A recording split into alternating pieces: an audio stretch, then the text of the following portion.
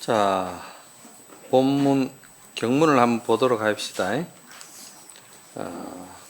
435페이지에 이색 이상분입니다. 몸과 형상을 떠나 있어야 된다. 수보리야, 그대는 어떻게 생각하느냐?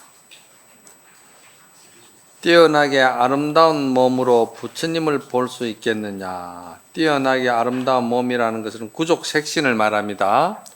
색신을 구족한 색신으로서 열애를 볼 수 있느냐? 아닙니다. 그렇지 않습니다. 세존이시여, 열애를 구족 색신, 뛰어나게 아름다운 몸으로는 볼 수 없습니다. 왜냐하면은 열애께서 말씀하시는 구족 색신, 아름다운 몸이라는 것은 어떤 실물로 있는 아름다운 몸이 아니므로 이를 일러 뛰어나게 아름다운 몸이라고 한 것입니다. 수보리야, 그대는 어떻게 생각하느냐?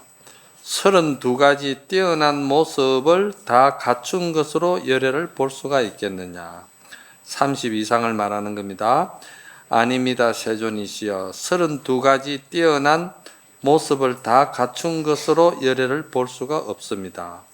왜냐하면은 열애께서 말씀하신 32가지 뛰어난 모습을 다 갖춘다는 것은 어떤 실물로 32가지 뛰어난 모습을 다 갖춘 것이 아니므로 형상을 말하는 게 아니다 이 말이죠.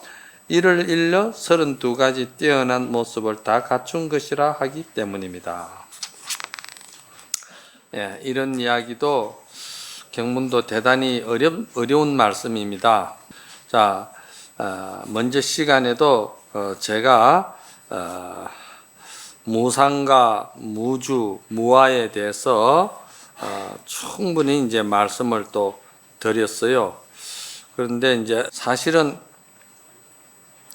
금강경이 이제 후반부로 지금 들어왔습니다.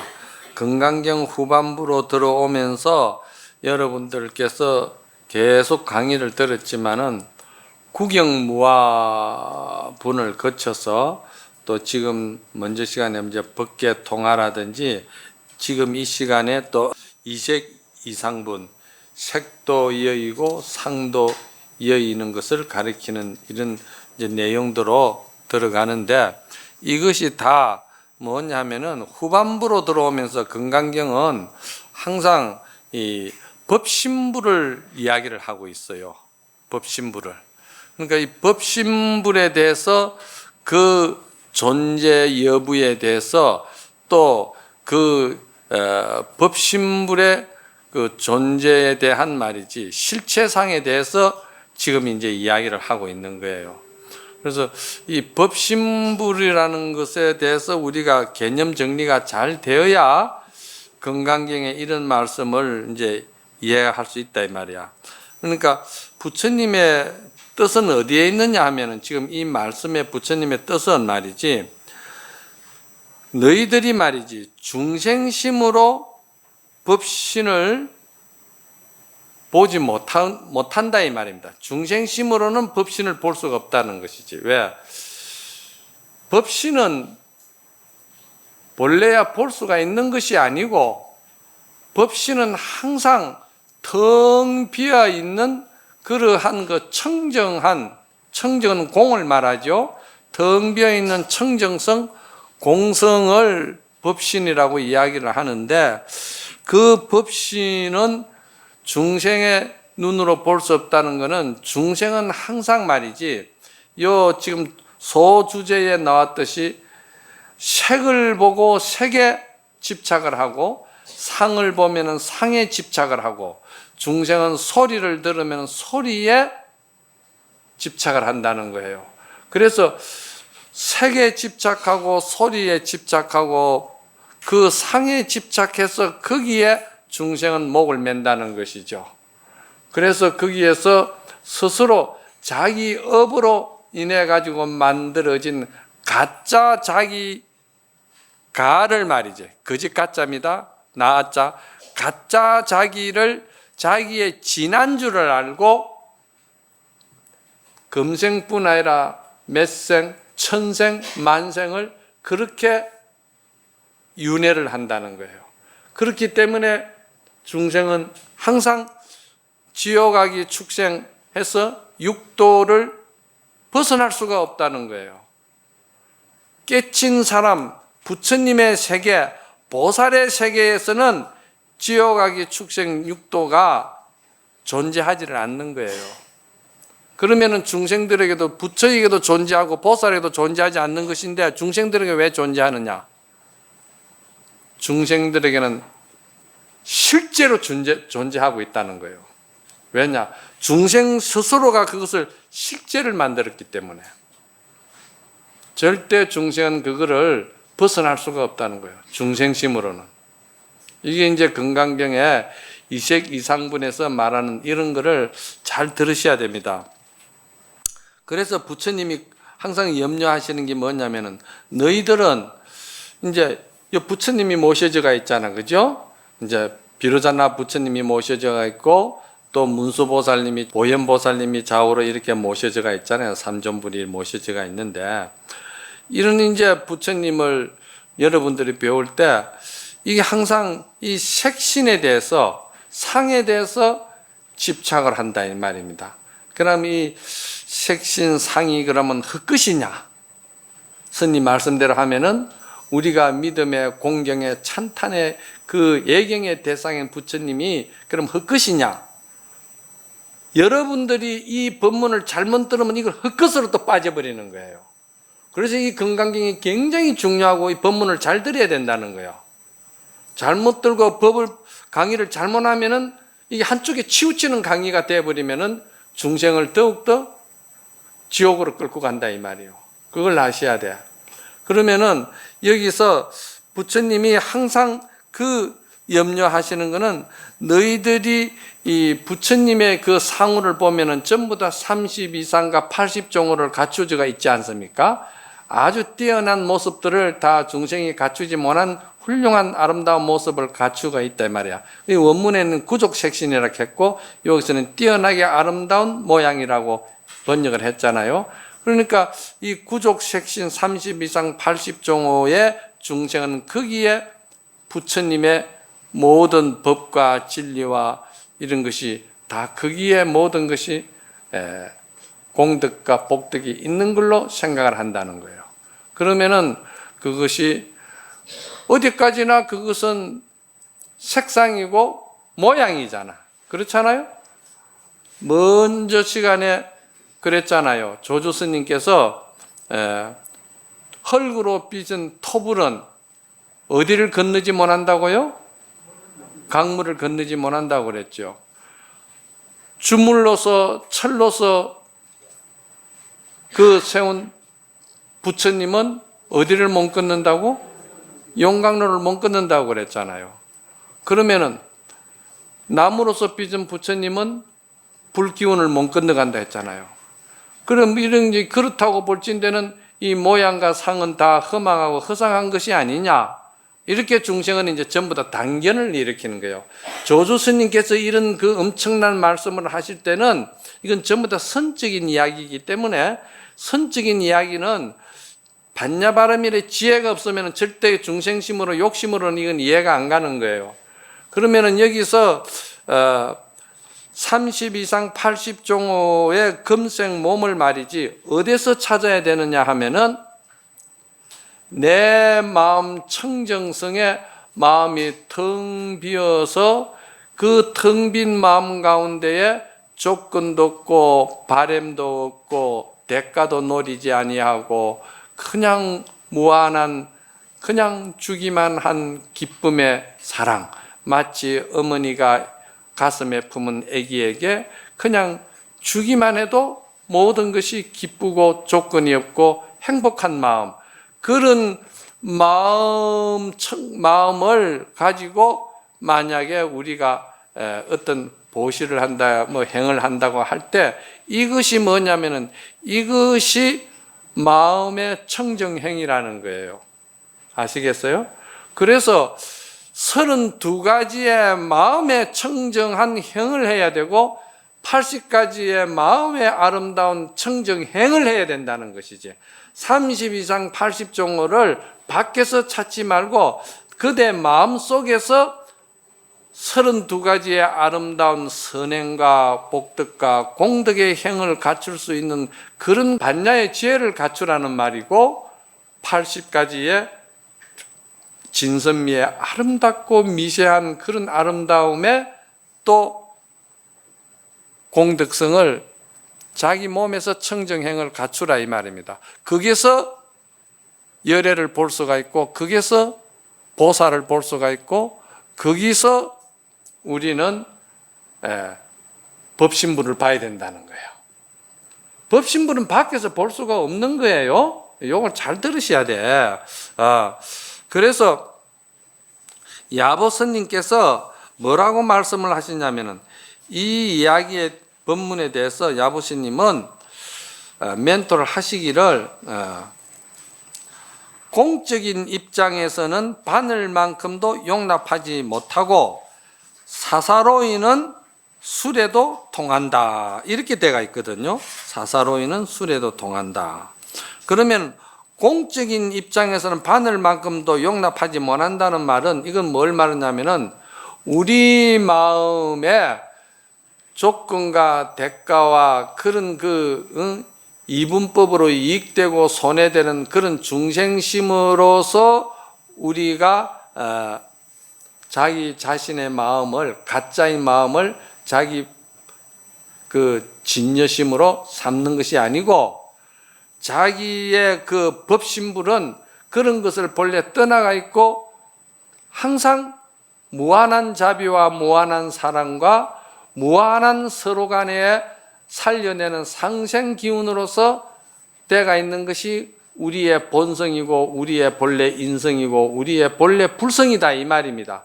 그래, 그것을 법신불이라 하는 거예요. 그것이 우리 속에 법신불이 있다는 거예요. 그럼 그러한 법신불을 잘 갖추어진 상태에서 볼 때는, 그 법신불의 입장에서는 볼 때는 바늘만큼도 뭘 용납하지 못한다고 해놨거든, 야보스님이. 그럼 바늘만큼도 용납하지 않는다는 말은 그 법신불에 있어가지고는 치사하게 말이야, 꼬등 한 마리 구워주고 상내고, 치사하게 뭐 조그마한 옷 하나 선물해주고 1년 내 상내고 말이지, 그런 치사한 가지가 엄청 많잖아요. 그런 것들이 이 공적의 입장에서는 티끌만큼도, 바늘 하나만큼도 공적 입장에서는 그거를 허락을 안 한다는 거예요. 우리 본성은 본래 그런 거하고 친하게 지내지를 않는다 이 말입니다. 무슨 말인가 알겠어요? 우리 본래 지고지선한 우리 인성의 참 부처님의 성품 같은 지혜의 반야의 그런 우리 성품의 자리에서는 그런 치사한 것들이 본래 없었다 이 말입니다. 그런 것들을 본래 친하지 않았다 이 말입니다. 그러니까 이 공적인 입장에서는 바늘만큼도 용납 안 한다는 거예요. 그래서 이거를 성가에서는 뭐라고 그러냐면은 진여법계라 했거든. 진여라는 말이나 법계라는 말은 같은 말이에요. 문장을 쓰다 보니까 이제 진여법계는 뭐라고 그랬냐면은 불수일법이다 했거든. 아니 불자 받을 수자 한 법도 일법도 받거나 또 바라거나 또 대가를 응하거나 이런 것이, 욕심 이런 것이 전혀 없다 이 말이야. 그래서 이거를 갖다가 저는 뭐라고 했냐면은, 여러분들이 알기 쉽게끔 비유하기 위해서 이거를 문수지혜다, 문수보살이라고 이야기했잖아요. 그럼 학술적으로 이거는 불교학적으로 말하면은 이건 공이다 이 말이야. 공성이다 이 말이야. 그렇잖아요. 이거는 정말해서 공이고 공성이며, 이거는 또 뭐라고 그러냐, 저는 이거를 문수보살의 지혜다, 문수지혜다 이렇게 했거든요. 이거를 또 경학적으로 말하면은 이거를 열애락 하기도 하고, 이거를 뭐라고 그러냐, 불성이락 하기도 하고, 진여락 하기도 하고, 법계락 하기도 하고, 이 뭐 단어가 엄청, 본래 대성법으로 들어오면 단어가 많이 이렇게 벌어져가 있어요. 그래서 일법천명이라는 말이 하은경에 나오는 거예요. 한 법을 가지고 1000가지 이름을 만들어낸다 이 말이야. 근기에 따라서 이해시키기 위해서 그래 했다는 거예요. 그러면은 불사일법이라 보살만행에 들어가서는 불사일법이라 했거든. 보살만행이라는 것은 육도만행을 말하는 것이고 육바라밀을 말하는 것이고, 그거는 누가 하느냐? 범소유상이 계시 험왕인 줄을 알고 복도 짓고 공덕도 짓고 선행도 하고 또 꼬든 것도 꾸주고 시계도 사주고 옷도 사주고 그래 한다 이 말이에요. 무슨 말인가 알겠어요? 그렇게 사주는데, 그렇게 이제 사주는 거를 자기 마음속에는 티끌만큼도 바람이 없으니까 서운한 것도 없고 미워할 일도 없고 그냥 마음이 무심하게 편안하다 이 말이야. 좋은 일하고 편안하고 행복해야 될 거 아니야? 그런데 그런 조건을 붙이고 좋은 일을 하면은 결국 뭐냐? 고통이 생기고 괴로움이 생기고 서운한 게 생긴다 이 말이야. 그러니까 중생심, 그건 가짜 나에게 속아서 그렇다 이 말이야. 그러니까 그런데 보살만행은 이러한 문수 지혜를 바탕으로 해가지고 일체 중생 생명들에게 항상 조건 없이 서로가 서로 상생시키는 생명의 기운을 서로가 발언하고 기도하고 축원하고 그렇게 좋은 일을 하기 때문에 이걸 보살만행이라 하는 거예요. 보살행이라 한다 이 말이에요. 그래 보살행이 있어가지고는 또 꼬등어 꾸주고 시계 사주고 옷 사주고 이러는 것이 나쁜 게 아니다 이 말이야. 다 좋은 거다 이 말이야. 응?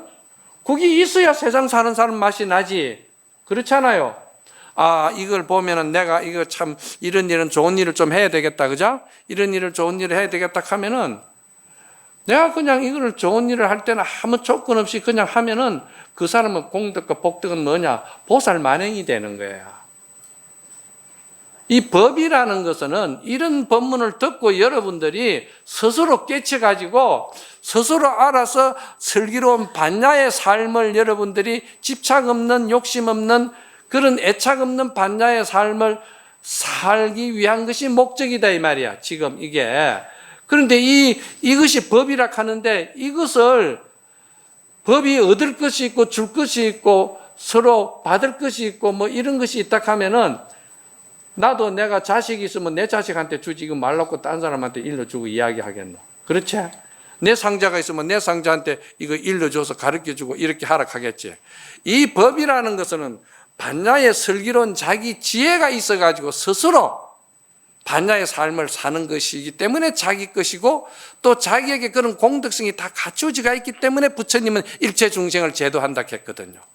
그래서 일체 중생이 제도가 되는 것이지 우리에게 그런 반야 성품과 불성과 그런 것이 없으면 일체 중생을 제도 못해. 본래 있는 거니까 이것을 일러줘서 깨치게끔 만들어주면은 다 한순간에.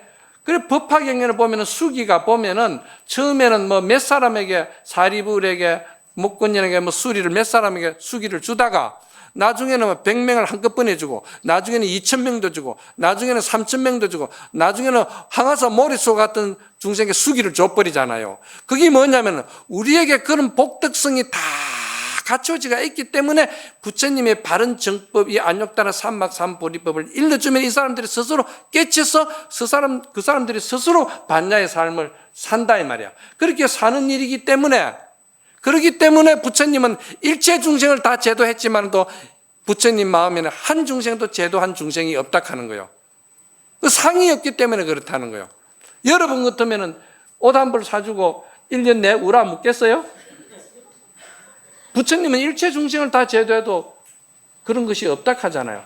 우리의 이 건강경을 보는 목적은 우리의 심성이, 우리의 그 인성이, 우리의 그 참마음의 세계의 본성이 그와 같이 무한하게 넓고 무한한 광대한 능력을 갖춘 복덕의 존재다 이 말이야. 우리가 그런 존재다 이 말이야. 꼬등 한 마리 꾸준 하나 놓고서는 그냥 맨날 며칠을 우라먹는 존재가 아니다 이 말이야. 무슨 말인가 알아요? 그러니까 이 야부스님이 하시는 말씀이 공적인 입장에서는 바늘만큼도 용납하지 못한다. 그 우리 불성 자리에서 볼 때는 그런 치사한 거하고 친하지 않는다 이 말이죠. 그 말이죠.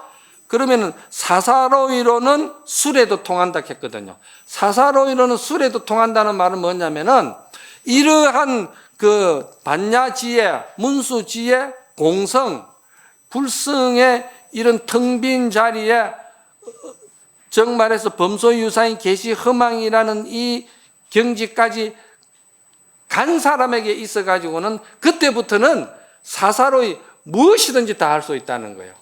중생살이 그대로 다 한다는 거예요. 중생살이 다 그대로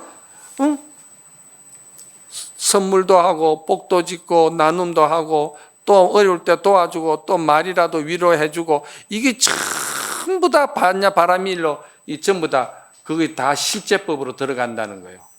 이거를 갖다가 여러분들에게 제가 이제 비유를 하자면은 어떻게 비유가 되느냐.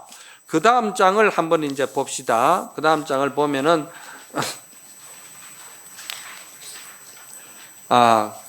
437페이지구나. 그대에게 부탁하니 얼굴을 들어 허공을 보라. 학 트이고 끝이 없어 그 자취를 볼 수가 없다. 몸 바꾸어 조금 힘을 쓰는 법을 알게 되면은 눈에 보이는 곳곳마다 부처님을 보리라 이랬거든요.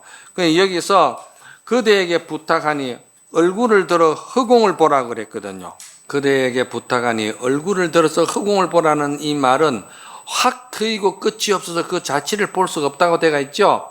조금 전에 제가 말씀을 드렸죠. 문수지혜의 우리 부처의 불성자리라든지 텅빈 공의 자리에 있어 가지고는 티끌만큼도 바늘 하나도 허용 못 한다고 그랬죠. 그런 가짜는 내가 친하지 않았기 때문에 우리 본성에는 그런 것이 본래 없다 이 말이거든요. 없으니까 그대에게 청하니 얼굴을 들어 허공을 보라는 말은 그 자기의 본래 본성을 보라 이 말이야. 자기의 본래 진성을 보라 이 말이야. 얼굴을 들어 하늘을 보라 하니까 막 얼굴을 들어 하늘만 이렇게 쳐다본다고 일이 끝나는 게 아니다 이 말이요. 여기는 전부 다 비유로 되어 있는 말들이야. 그러니까 학 트이고 끝이 없어 그 자취를 볼 수 없다는 것은 뭔가 행을 하기는 해도 그 행에 대해서 집착이 없고 애착이 없고 욕심이 없기 때문에 그냥 무심이다 이 말이야. 거기에 대해서는 대가에 대해서는 관심이 없다 이 말이야. 부인이나 남편이나 만약에 이렇게 한다면 남자는 진짜 상남자요. 여자는 진짜 멋진 여자가 되지. 진짜 사랑받는 여자가 되지. 여자도 치사하게 말이야. 막 조금 잘해주나 놓고는 말이지. 그 사랑으로 가지고 사람을 얽어매고 고통스럽게 말이지. 어디 갔느냐, 어쨌느냐, 저쨌느냐 말이지. 막 그렇게 얽어매는 거. 그거 전부 다 알고 보면 티끌만큼 잘해주고 그 잘해준 데 대해서 이제 되돌려 받으려고 그런 생각으로 사람을 괴롭힌다 이 말이요. 그러면 남자도 마찬가지잖아. 남자도 여자를 사랑하고 부부간에 가족간에 모두가 이런 생각을 가지고 가족이 형성이 된다 하면은 그 가족이 얼마나 화목하고 화합하고 정말 평화롭겠느냐 이 말이야. 대성적인 사랑을 하니까. 그렇죠? 자, 그래서 여기에서 제가 이제 비유를 할게요. 하늘을 보고 또 우러러 보니 허공을 보라 이런 말들은 다 뭐냐면은 그런 마음이 텅 비가 있는 그 자리에서 여러분들이 예를 들어서 육바라밀을 하든지 또 희노애락과 또 정을 나눈다든지 또는 말이지 모든 그 사업관계나 인간관계나 또는 가족관계나 뭐 우리가 생활 속에 많은 관계를 다 하는데 그 관계가 무엇과 같으냐 하면은 산에 올라가서 골짜기를 바라볼 때 골짜기 아무것도 없어요. 텅 비가 있는 골짜기라. 그러면 텅 비가 있는 골짜기라고 해서 생명체도 없고 아무것도 없고 허무하고 허망하고 아무것도 없는 것이냐? 단멸이냐? 그게 아니라는 거예요. 그럼 여러분들이 산에 올라가서 그 골짜기를 바라보고 야호 한번 해보세요. 그대로 야호가 돌아옵니다. 예를 들어서 거울이래 있다. 거울은 지금 텅 비가 있고 아무것도 상도 떠났고 색도 떠났고 이색 이상이잖아. 여기 말했듯이 다 떠나가 있다 이 말이야. 떠나가 있는데 거울에 어떤 물체가 오잖아요. 티끌만큼도 보탬도 없고 더한 것도 없고 자르는 것도 없이 그대로 되돌려 주잖아요. 그게 뭐냐면은 그것이 바로 불성의 자리고 그게 우리 진여의 자리고 우리 인성의 참마음의 그 공덕의 자리가 그렇다는 거예요. 그러면 그런 입장에서 여러분들이 부처님에게 예불 하고 부처님에게 찬탄하고 부처님에게 공경하고 부처님에게 지심정례를 하고 여러분 예식을 하고 기도를 하고 다 한다 이 말이야. 그러면 어떻게 되느냐? 그런 원리와 그런 이치를 알고 기도를 하고 연부를 하고 부처님께 찬탄 공경을 하고 하면은 그것이 기도를 하는 것도 그렇고 예경 드리는 것도 그렇고 연불 주력하는 것도 그렇고 그게 전부 다 나의 진성, 나의 본성, 나의 청정한 문수 그 지혜의 자리에서 보기 때문에 불상이나 내나 등상불이나 내나 둘이 아닌 거예요. 부처님을 바라보는 그것이 바로 자기의 30이상 80종을 자기가 보는 순간이다 이 말이에요. 그러니까 이 예불 드리고 또 우리가 예경 드리고 연불하고 기도하는 이것을 갖다가 헛되게 생각하면 안 된다 이 말이야. 이거를 안 하는 사람은 아무것도 못 하는 사람이야. 그 사람은 무슨 말인가 알아요? 만약에 이런 관념론에 빠져가 있고 그런 아무 말이지 이 법의 이치를 모르는 사람은 이런 건강반야 바라밀법을 들었는데 한쪽에 치우쳐서 잘못 들어 이해를 해버리면 이 사람은 어떻게 되는지 알아요? 범소유상 개시험한 약견재상 비상 적견열애라는 사국계만 해도 1000만 가지 보배를 가지고 남에게 보시하는 공덕보다 낫다 하니까 만날 그놈 앉아가지고 사국계만 읽고 앉았는 거야. 그게 잘못 들은 법문이야. 두 번째는 또 뭔 줄 알아요? 건강경을 잘못 들으면은 모든 것이 일체가 유심조인데 마음 한 생각 돌리면 그만인데 굳이 뭐 법당에 가서 뭐 절하고 예경하고 찬탄할 거 뭐 있나? 뭐 때문에 무릎에 피나도록 새벽에 예불 하고 말이지 절하고 백발참여하고 천배 만배를 뭐 때문에 그 짓을 하나? 내 한 생각 돌리면 그만인데 이지랄 하고서는 아무것도 못하는 거야. 그거는 아무것도 못해. 병신돼 버려. 그게 이 상근기, 최상근기가 아니면은 이 반야바라밀의 반야법문을 못 알아듣는다 이 말이야. 지옥에 빠져버리는 거야. 지가 지 스스로 지가 만드는 나태굴에 지가 빠져버리는 거야. 왜 그러냐? 끝까지 그 한 생각 돌리면 그만이지. 그걸 뭘 그렇게 피나게 정진을 하고 피나게 말이지 닦고 말이지 피나게 절을 하고 말이지 그 무릎 앞으로 앉을 필요가 뭐 있고 뭐 때문에 새벽에 잠도 안 자고 일어나가지고 새벽에 말이지 부처님 전에 가서 절하고 말이지 연불하고 뭐 때문에 아침에 도랑식하고 다 하느냐 이 말이야. 그냥 한심 푹 자고 일어나가지고 그냥 한 생각 딱 돌려버리면 그걸로 끝나버리는 건데 그렇잖아? 그런데 빠진다 이 말이요 여러분들이. 그래서 먼저 시간에 하나는 코끼리 몸을 받았고 하나는 나 아닌데도 밥 한 그릇도 못 빌어 먹잖아. 그래 이게 한 군데 치우쳐 빠진 거예요. 한 군데 치우쳐 빠진 법문을 듣고 수행과 공부를 잘못해서 그런 병태가 온다 이 말이야. 그걸 알아야 돼. 그러니까 스님네들도 우리 신도들도 보면은 날이 넘어가지고 건넘어가지고 산도깨비가 돼가 있는 보살 처사들이 참 많거든. 나한테도 엄청나게 많이 와. 오는데 내가 그냥 어떡하겠어. 앙골말이 스승처럼 말이야.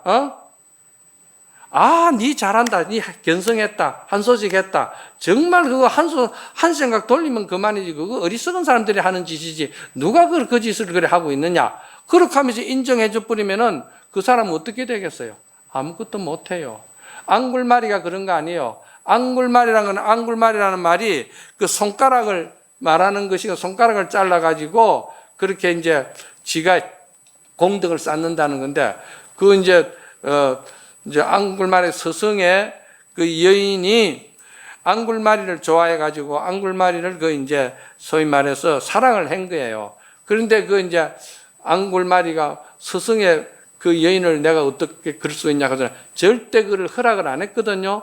그러니까 스승의 여인이 스승에게 거짓말을 한 거예요. 저 앙굴마리가 당신이 없는 때 나에게 못할 짓을 하더라. 그래서 저거를 어떻게 처리를 해야지. 그래 하면 안 된다. 이래 된 거예요. 그러니까 이제 그 스승이 또 거기에 잘못 듣고서는 그걸 이제 앙굴마리를 갖다가 거짓말을 한 거예요. 니 참 잘한다.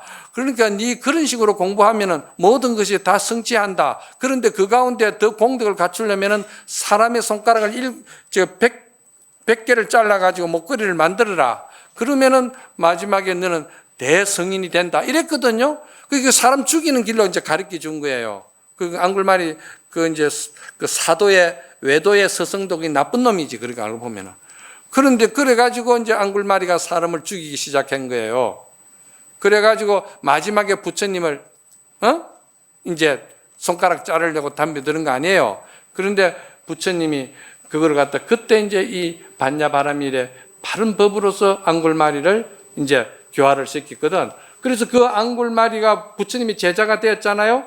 그래 앙굴마리가 부처님이 제자가 됐는데 이거는 이제 서문염성에도 나오는 이야기인데 이건 굉장히 이제 좀 어려운 이야기인데 그래도 드러나 놓아서 뭔 말인지. 앙굴마리가 탁발을 나갔거든.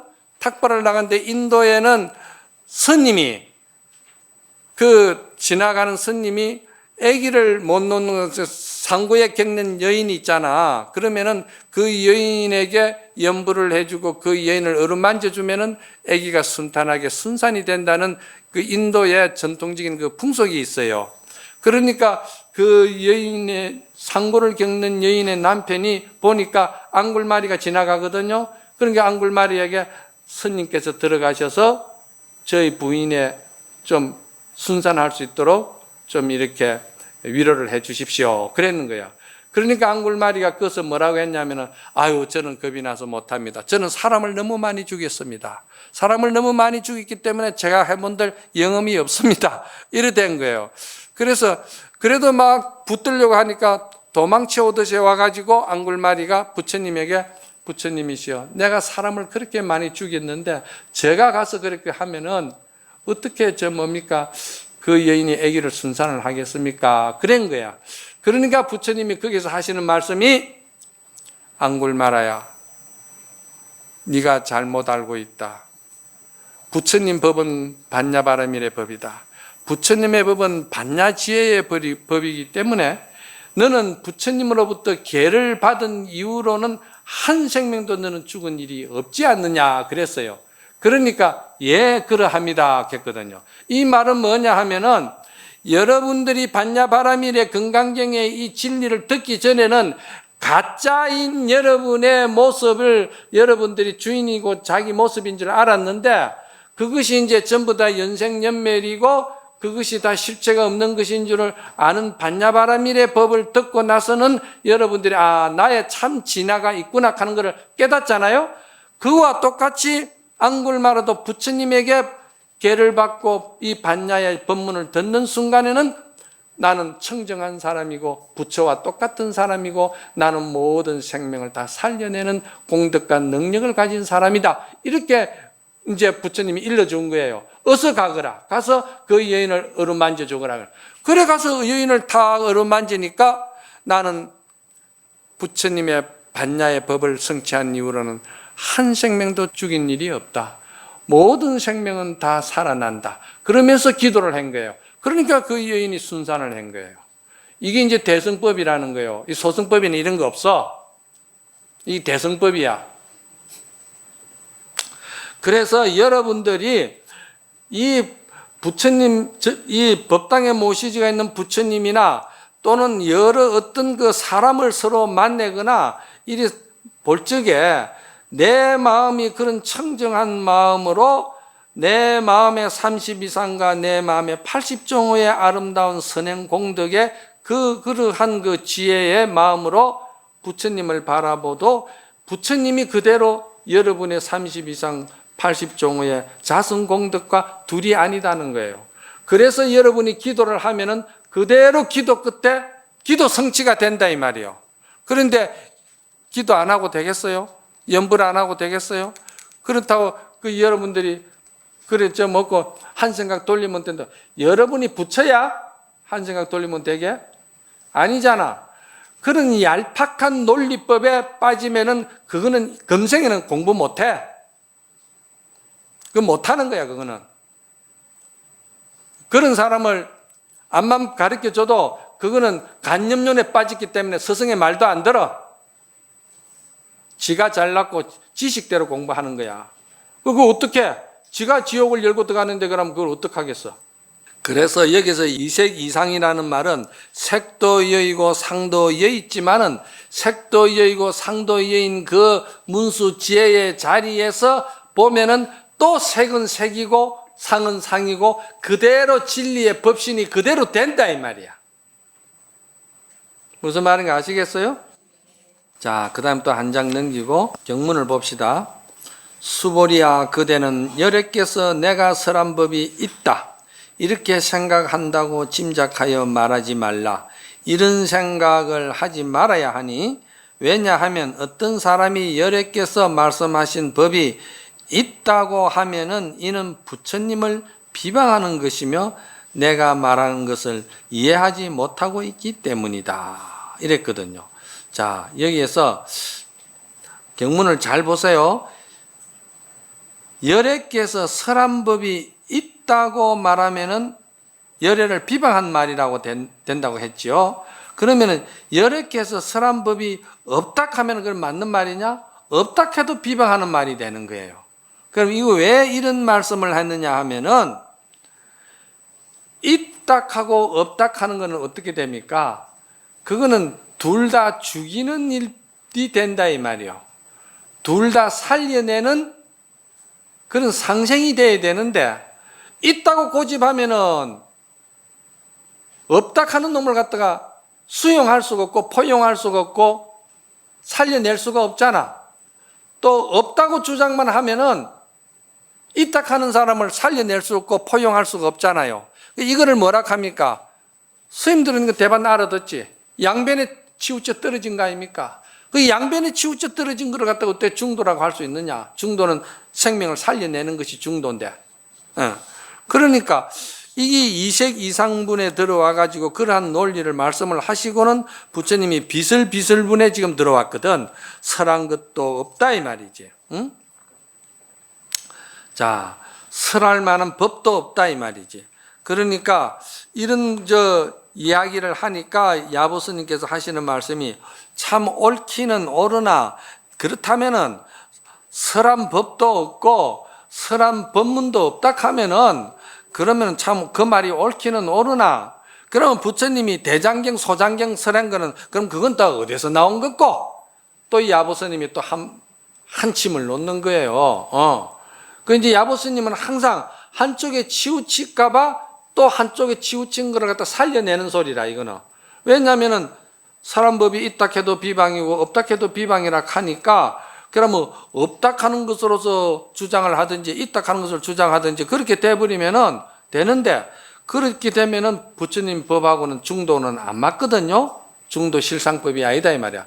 중도 실상은 항상 이분법을 갖다가 빠져가 있는 것을 갖다 탁 살려내는 생명을 살려내는 것이 중도 실상이거든요. 중도 실상이기 때문에 거기에서 이제 야보스님이 그 말이 옳기는 참 옳지만은도 온갖 부처님의 가르침은 그럼 어디서 왔느냐 이 말이라.